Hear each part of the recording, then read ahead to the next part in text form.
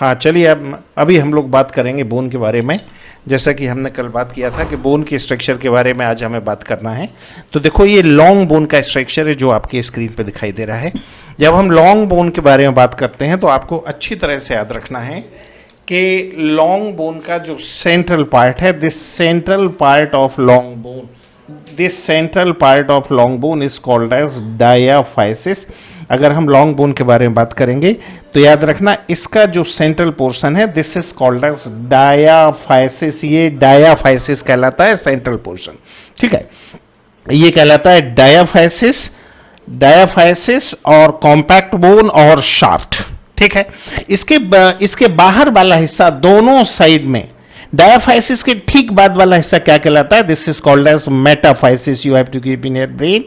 और मेटाफाइसिस के बाद वाला हिस्सा जो बोन का एकदम आउटर है, this is called as epiphysis. You have to keep in your brain. So primarily bone is consist of three part. Central part of bone is called as diaphysis, lateral part of bone is called as metaphysis and outer part of bone is called as epiphysis.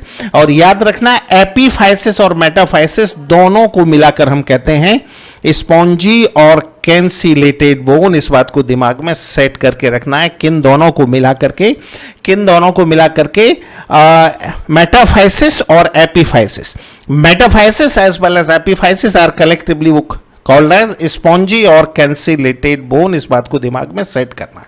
अब एक बात यहां पे और समझना है, अच्छी तरह से जान लीजिए कि मेटाफाइसिस वाले पार्ट में मेटाफाइसिस और एपीफाइसिस, ये मेटाफाइसिस हुआ, ये मेटाफाइसिस हुआ, ये एपीफाइसिस हुआ, दोनों के जंक्शन में ऑस्टियोब्लास्ट सेल का बना हुआ एक लेयर पाया जाता है। ऑस्टियोब्लास्ट सेल का एक लेयर पाया जाता है and this layer is responsible for formation of osteocyte. हमने बात किया था कि osteoblast are dividing cell of bone, और ऑस्टियोब्लास्ट के डिवीजन से क्या बनता है? ऑस्टियोब्लास्ट के डिवीजन से ऑस्टियोसाइट और ऑस्टियोक्लास्ट बनता है। ठीक है, तो याद रखना, यहां दोनों साइड में, मतलब इस साइड में भी और दूसरे साइड में भी, अपोजिट साइड की हम बात करेंगे, दोनों साइड में मेटाफाइसिस और एपीफाइसिस के जंक्शन पर क्या पाया जाता है? ऑस्टियोब्लास्ट की एक लाइन पाई जाती है। This is called as epiphyseal plate. और जब तक ये प्लेट एक्टिव रहती है तब तक लंबाई बढ़ती रहती है, और जहां पर ये प्लेट एक्टिव होना बंद हो जाता है, इनएक्टिव हो जाता है, मेल के केस में 17-18 साल की उम्र में, 17-18 की एज में, फीमेल के केस में 14-15 की एज में, ये एपीफाइसियल प्लेट डीएक्टिवेट हो जाता है, इनएक्टिव हो जाता है, और उसके बाद लेंथ इंक्रीज करना बंद कर देता है। ठीक है, तो इस डायग्राम में जो बात आपको समझना है, बोन का जो सेंट्रल पार्ट है, this central part is called as diaphysis. ये सेंट्रल पार्ट क्या कहलाता है? ये डायाफाइसिस कहलाता है। और कॉर्नर वाला पार्ट क्या कहलाता है? मेटाफाइसिस। उसके बाहर वाला पार्ट एपीफाइसिस, और मेटाफाइसिस और एपीफाइसिस मिलाकर कहलाता है स्पॉन्जी और कैंसिलेटेड बोन। इतना इस डायग्राम में, इतनी सी बात आपको कुल मिलाकर समझना है। ठीक है, अभी हम आगे बढ़ेंगे और अगली स्लाइड पर जाएंगे। अगली स्लाइड के बारे में हम लोग बात करेंगे। अब देखो, हम सेकंड स्लाइड में आ गए। पहले स्लाइड में और इसमें बहुत थोड़ा सा अंतर है जिसे हमें समझना है, जिसे हमें दिमाग में सेट करना है। देखो, ध्यान से देखो, ये बीच वाला पोर्शन, ये क्या हुआ? ये डायाफाइसिस हुआ। यहां से लेकर यहां तक का जो पोर्शन हुआ वो क्या हुआ? डायाफाइसिस। उसके बाद वाला मेटाफाइसिस, और उसके बाद वाला एपीफाइसिस। अब जरा ध्यान से देखना, बोन का outer covering of bone is called as periosteum. अच्छी तरह से याद रखना, ये इस साइड में भी पाया जाएगा और ये इस साइड में भी पाया जाएगा। Outer covering of bone is called as periosteum. Bone का जो आउटर कवरिंग है, ये क्या कहलाता है? ये पेरिओस्टियम कहलाता है। पेरिओस्टियम के बाद ये जो गैप है, this is called as matrix. Periosteum के बाद क्या आता है? उसके बाद मैट्रिक्स आता है। उसके बाद मैट्रिक्स से हम अंदर जाएंगे, बाहर से अंदर के साइड में हम जा रहे हैं, मैट्रिक्स से फिर हम अंदर जाएंगे तो हमें क्या मिलेगा? एंडोस्टियम। एंडोस्टियम ये बोन का इंटरनल लाइनिंग है। हमने बात किया था कि जो किसी भी सेल का कवर होता है, किसी भी स्ट्रक्चर का कवर क्या कहलाता है? कवरिंग कहलाता है। और इंटरनल लाइनिंग क्या कहलाता है? वो कहलाता है लाइनिंग। ठीक है, तो सबसे बाहर पेरियोस्टियम, पेरियोस्टियम के बाद क्या रहेगा, मैट्रिक्स रहेगा, और मैट्रिक्स के बाद क्या रहेगा, एंडोस्टियम, और एंडोस्टियम से भी अंदर बोन के सेंटर पर एक कैनाल है। देखो ये जहां मेरा अभी पेन चल रहा है इसको ध्यान से देखेंगे, बोन के सेंटर पर देखो ये कैनाल है, बोन के सेंटर पर जहां अभी मेरा पेन चल रहा है, and this canal is called as central canal. ये कैनाल क्या कहलाता है, ये कैनाल सेंट्रल कैनाल कहलाता है, और सेंट्रल कैनाल के अंदर एक प्रकार का फ्लूइड भरा होता है, and this is called as yellow bone marrow. You have to keep in your brain. Getting my point or not? एक बार फिर ध्यान से देखेंगे, outer covering of bone is called as peristomium. Peristomium के बाद क्या रहेगा, मैट्रिक्स रहेगा। हम बोन में, कॉम्पैक्ट बोन वाले पार्ट में आउटर से इनर के साइड में ट्रेवल कर रहे हैं। सबसे बाहर क्या रहेगा, पेरियोस्टियम।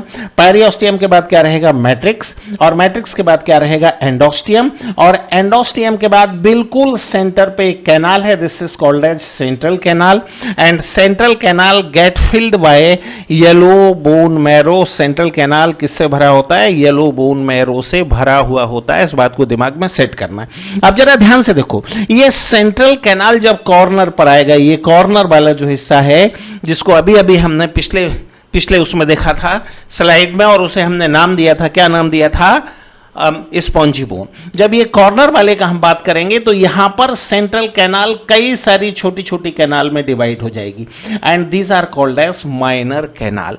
और माइनर कैनाल के अंदर क्या होता है, रेड बोन मैरो होता है, याद रखना। तो स्पॉन्जी बोन में रेड बोन मैरो पाया जाता है, जबकि कॉम्पैक्ट बोन में क्या पाया जाता है, येलो बोन मैरो पाया जाता है, and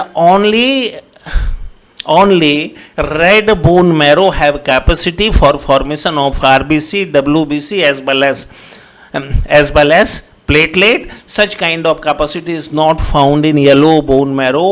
Yellow bone marrow blood की सेल का फॉर्मेशन करने की कंडीशन में नहीं होता, वो केवल रेड बोन मैरो बोन को ब्लड सेल को बनाता है। और रेड बोन मैरो कहां पाया जाता है, it is found in spongy bone part only.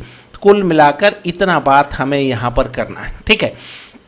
अब इस स्ट्रक्चर को डिटेल में समझने के लिए हम क्या करेंगे, इसके सेंट्रल पोर्शन को थोड़ा डिटेल में जाकर देखेंगे। ये स्ट्रक्चर हमें गहराई से समझना है, और गहराई से हम समझने के लिए क्या करेंगे, इसका जो सेंट्रल पोर्शन, देखो ध्यान से देखो, ये जो बीच का पोर्शन है इसका थोड़ा सा हम डिटेल देखेंगे ताकि ये बेहतर ढंग से हमको समझ में आ जाए, ठीक है।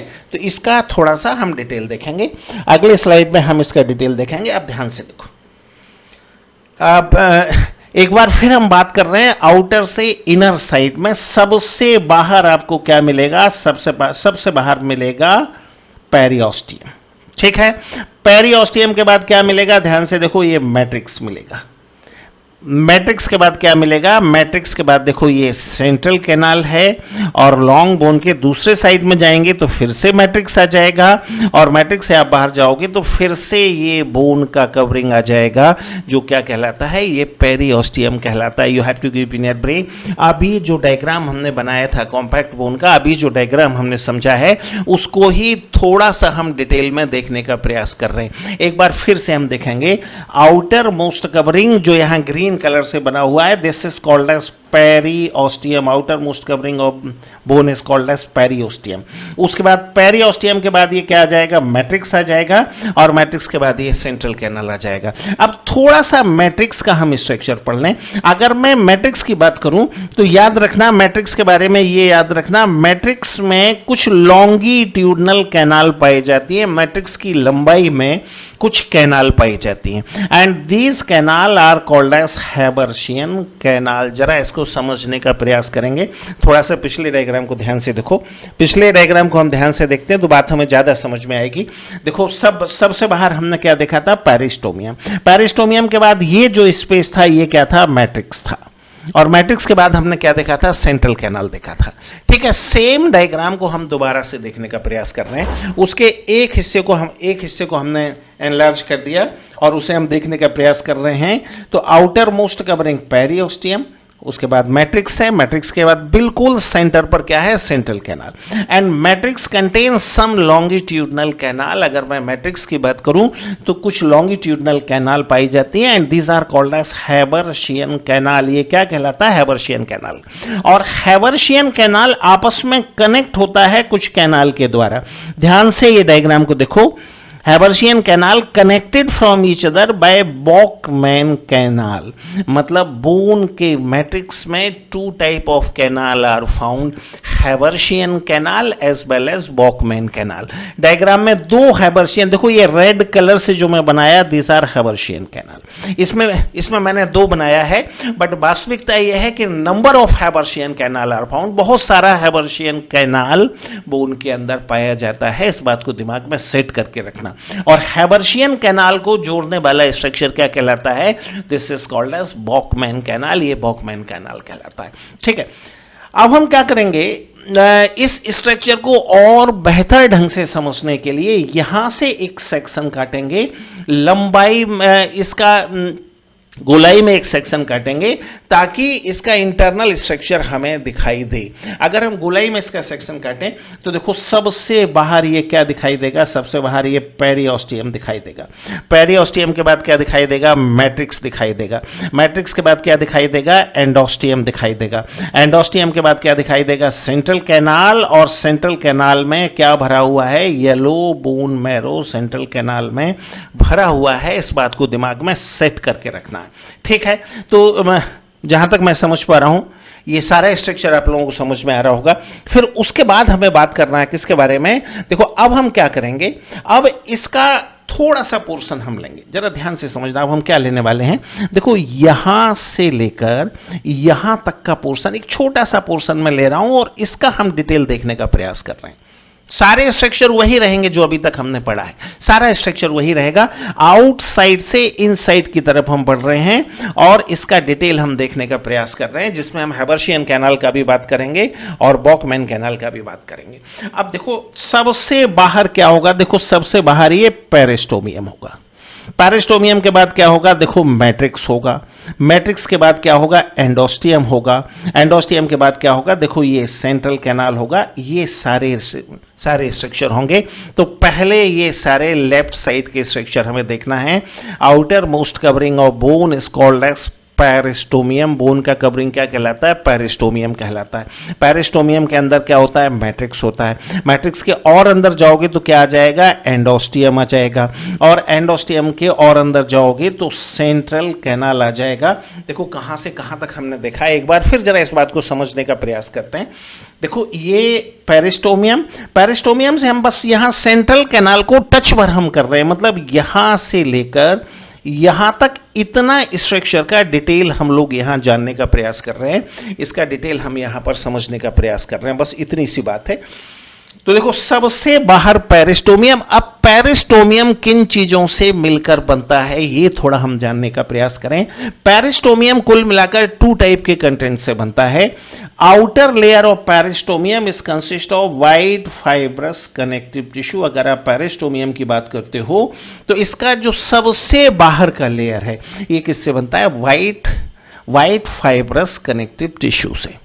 ठीक है, और उसके बाद ये देखो ये जो ग्रीन कलर से बना हुआ है ये ऑस्टियोब्लास्ट का लेयर है।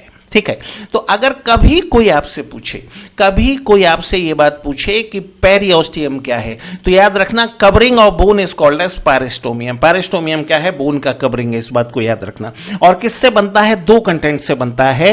इसका जो आउटर लेयर बनता है ये किससे बनता है, व्हाइट फाइब्रस कनेक्टिव टिश्यू से बनता है। और इंटरनल लेयर किससे बनता है, ऑस्टियोब्लास्ट।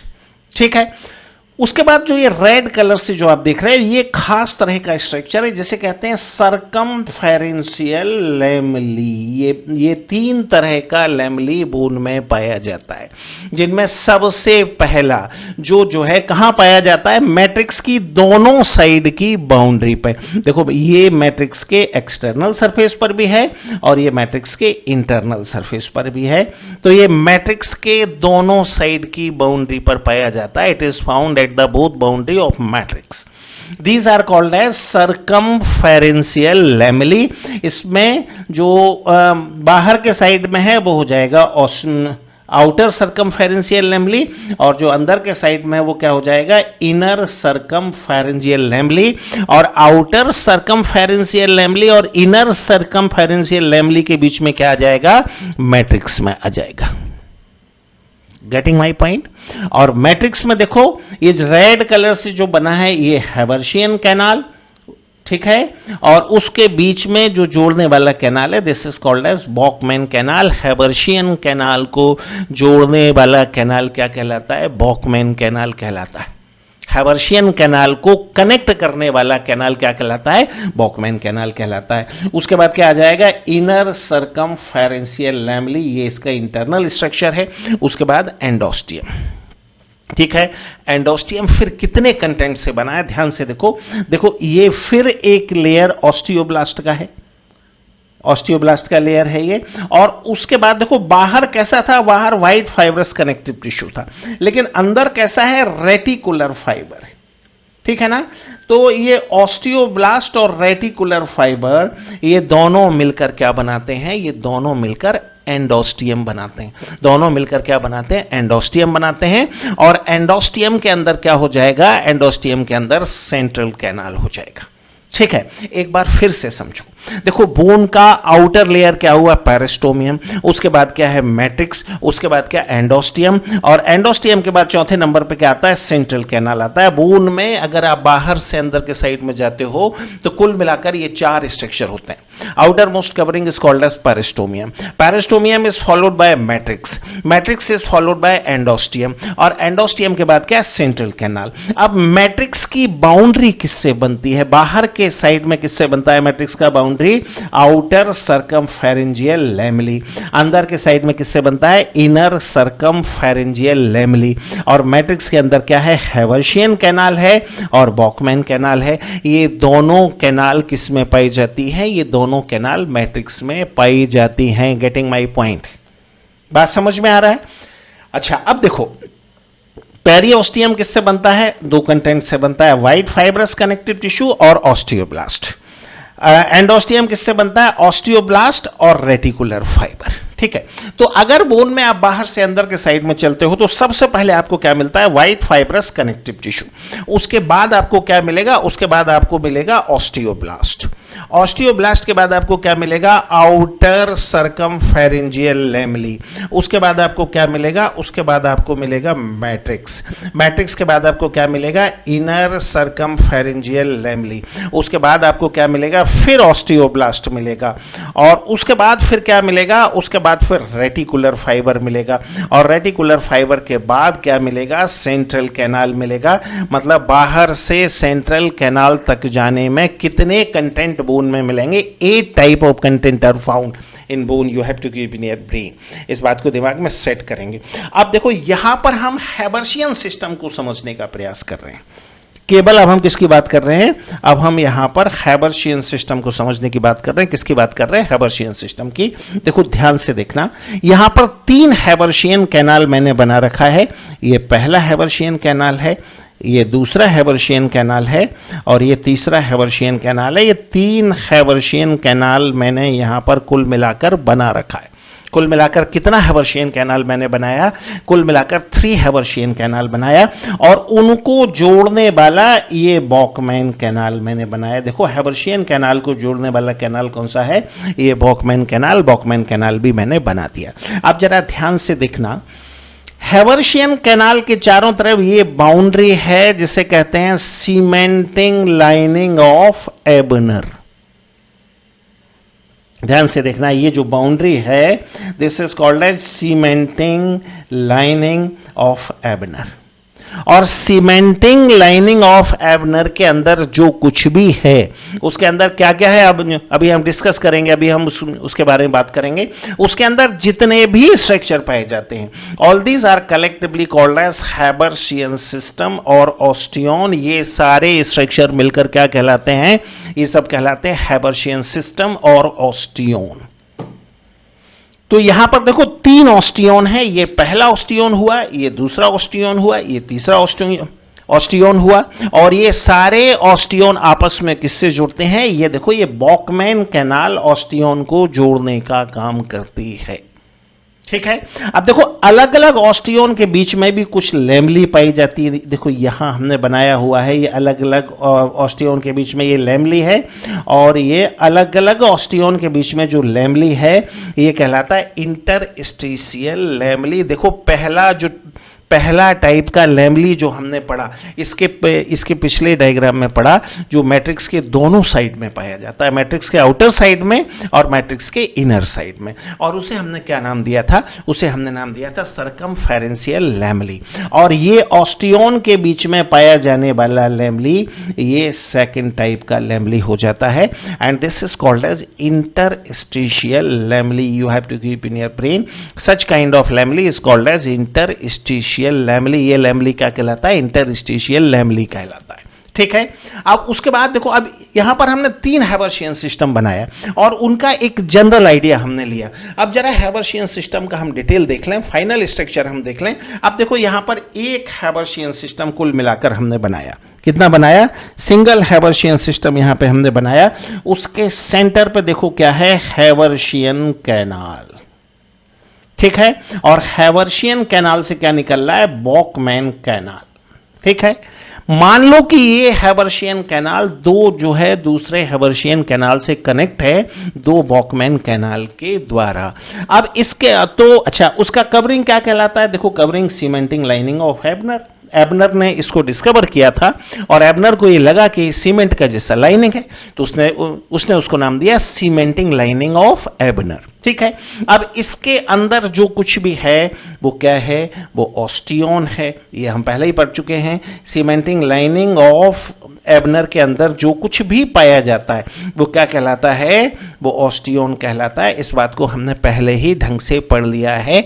इसके अंदर जो कुछ भी पाया जाता है वो ऑस्टियोन कहलाता है। Getting my point? बात समझ में आ रही है ना?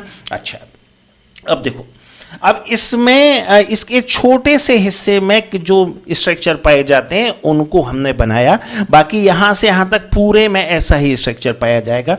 तो अब देखो, ये जो सबसे बाहर का स्ट्रक्चर आप जो देख रहे हो, this is called as Haversian lamellae, मतलब ये थर्ड टाइप का लैमली है। पहला लैमली हमने कहां देखा था? जिसने मैट्रिक्स का बाउंड्री बनाया, सर्कमफेरेंशियल लैमली। दूसरा लैमली हमने कहां देखा? दो ऑस्टियोन के बीच में, जिसको नाम दिया इंटरस्टिशियल लैमली। और ये तीसरा लैमली है जो हैवर्शियन सिस्टम के अंदर है। अब देखो, लैमली का ये कंप्लीट लेयर किसका है? ये कंप्लीट लेयर जो आप देख रहे हो किसका है? ये लैमली का लेयर है। लैमली के बाद एक लेयर पाया जाएगा हैवर्शियन लैक्यूनी का। लैक्यूनी दूसरे टाइप का स्ट्रक्चर है, डिफरेंट टाइप का स्ट्रक्चर है। उसके बाद फिर एक लेयर किसका होगा? लैमली का। फिर एक लेयर होगा लैक्यूनी का।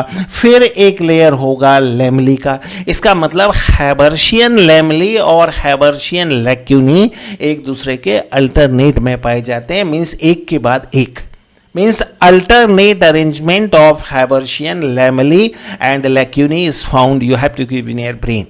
Alternate arrangement of Haversian lamellae and lacunae is found. ये देखो, जैसे ये पहला लेयर किसका हुआ? लैमली का। दूसरा लेयर किसका हुआ? लैक्यूनी का। तीसरा लेयर किसका हुआ? फिर लैमली का हुआ। फिर चौथा लेयर किसका हुआ? लैक्यूनी का हुआ। फिर पांचवा लेयर किसका हुआ? फिर हैवर्शियन लैमली का हुआ। तो जब कोई स्ट्रक्चर एक के बाद एक आता है, then this is called as alternate. So alternate arrangement of Haversian lacunae and lamellae is found. You have to keep in your brain. Alternate arrangement of Haversian lacunae and lamellae is found. You have to keep in your brain. इस बात को दिमाग में set कर। ऐसा ही structure यहां सब जगह पाया जाएगा, लेकिन हमने थोड़े से हिस्से में बनाने का प्रयास किया है, बाकी सब जगह ऐसा ही स्ट्रक्चर पाया जाएगा। देखो, उसके बाद हमें एक जो है हैवर्शियन लैक्यूनी का स्ट्रक्चर यहां पे और समझना है। तो ये देखो, हमने एक हैवर्शियन लैक्यूनी बनाया। एक हैवर्शियन लैक्यूनी के अंदर एक सेल है जिसका नाम है ऑस्टियोसाइट। याद करो, जब हमने कार्टिलेज को पढ़ा था, तो कार्टिलेज में हमने क्या बात किया था? कार्टिलेज में हमने बात किया था कि उसमें एक लैक्यूनी में कई सारे सेल पाए जाते हैं जिन्हें हम कॉन्ड्रोसाइट कहते हैं, लेकिन यहां पर एक लैक्यूनी में एक ही ऑस्टियोसाइट पाया जाता है। ये कार्टिलेज और बोन का बड़ा अंतर है। ठीक है। फिर लेक्यूनी से कुछ देखो, ये जो है प्रोसेस जैसे बाहर निकलते हैं, कई सारे प्रोसेस बाहर निकलते हैं। These are called as canaliculi. इतनी बातें हमें बोन के स्ट्रक्चर में पता होना चाहिए। अगर इतनी बातें हमें पता है तो इतनी बातें जानना बहुत काफी है। इससे ज्यादा बातों को जानने की जरूरत बोन के स्ट्रक्चर में नहीं है।